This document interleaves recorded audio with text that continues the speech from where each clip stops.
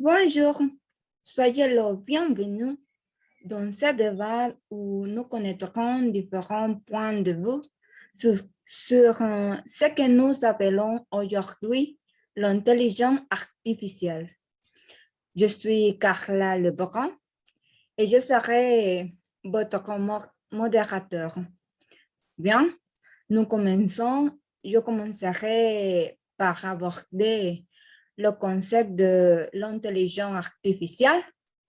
Puis, vous me direz que vous comprenez par l'intelligence artificielle. D'accord? Bon, de manière générale, l'intelligence artificielle est le domaine scientifique de l'informatique qui se concentre sur la création de programmes et de mécanismes qui peuvent montrer des comportements considérés comme intelligents. Maintenant, vous pouvez vous présenter, Madame Silva, et donner votre avis, s'il vous plaît. Bonne journée à toutes et merci pour l'invitation à discuter de ce sujet pour définir les concepts d'intelligence artificielle. Dit-on, l'intelligence artificielle est la combinaison d'algorithmes propose dans les vœux de créer machines ayant les mêmes capacités que les humains. Merci beaucoup, Madame Silva. Maintenant, vous pouvez vous présenter, Madame Saguira, et donner votre avis, s'il vous plaît. Bonjour, je m'appelle Gisèle Saguir et à mon avis, l'intelligence artificielle, c'est une invention de l'être commun pour rendre la vie plus facile. Alors, je pense que c'est une forme d'aider et en même temps, cela nous rend sédentaires parce que nous ne voulons pas plus faire les choses pour nous-mêmes. Merci beaucoup, madame. Leurs points de vue sont très corrects. Maintenant, une question pour les deux. Savez-vous où est née l'intelligence artificielle? Je crois que c'était aux États-Unis. Je l'ai lu il y a longtemps.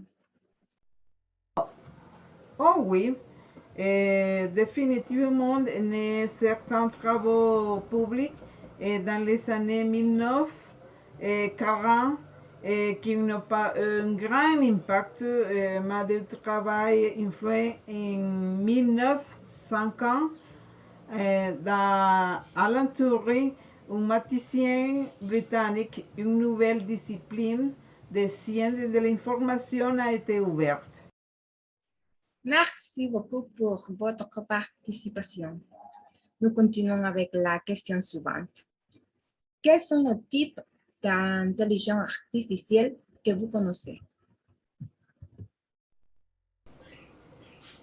Oui, je connaissais des deux et ils sont systèmes qui pensent comme des humains et ils ont automatisé des activités comme la prise de décision, la résolution des problèmes et l'apprentissage.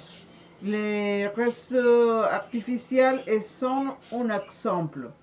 Et notre système visuel entend qu'être humain, ce sont des ordinateurs qui effectuent des tâches comme les gens. Et c'est le cas des robots.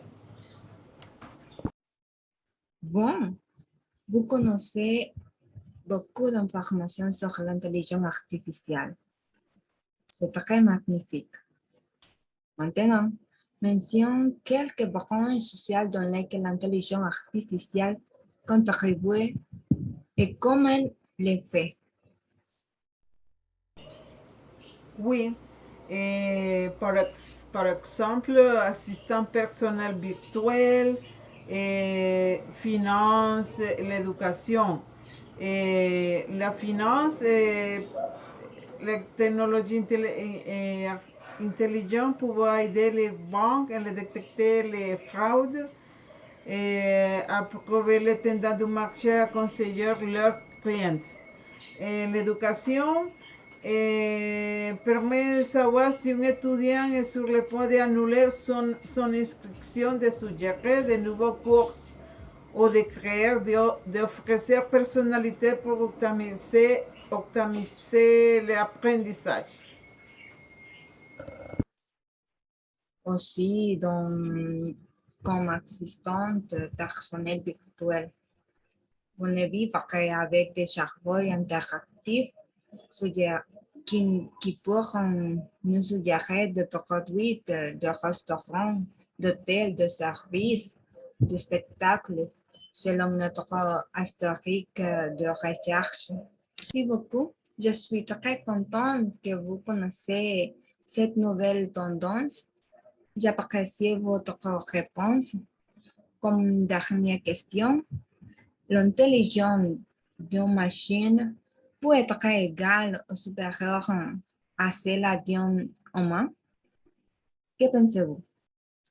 Je crois qu'il peut égaliser l'intelligence humaine. C'est pourquoi je suis contre, car cela créera du chômage et nous rendra plus sédentaires. Nous dépendrons d'une machine, même si nous le faisons déjà. Je sais que, je sais que les nouvelles technologies nous aident, mais en même temps, elles nous font perdre notre humanité. Voici quelques avantages. L'intelligence artificielle pour effectuer des tâches répétitives. Il facilite la vie quotidienne et pourront remplacer les humains dans les zones de travail laborieuses. Et il y a de nombreux inconvénients que je trouve. Parmi eux, c'est que cela crée plus d'inégalités sociales. Ils sont très chers. Cela nous rend esclaves.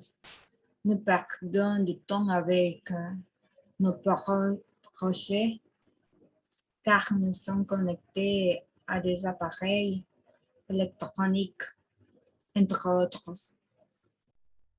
Merci à vous pour votre invitation. Au revoir. Un grand merci pour votre contribution et pour votre temps. En conclusion finale, les progrès de l'intelligence artificielle sont déjà à l'origine de l'utilisation de Big Data en raison de sa capacité à traiter d'énormes quantités de données et à fournir des avantages en matière de communication, d'affaires et d'affaires qui l'ont conduit à se positionner comme la technologie essentielle des prochaines décennies. Transport, éducation, santé, culture, etc. Aucun secteur ne résistera à ces charmes. Merci beaucoup à tous.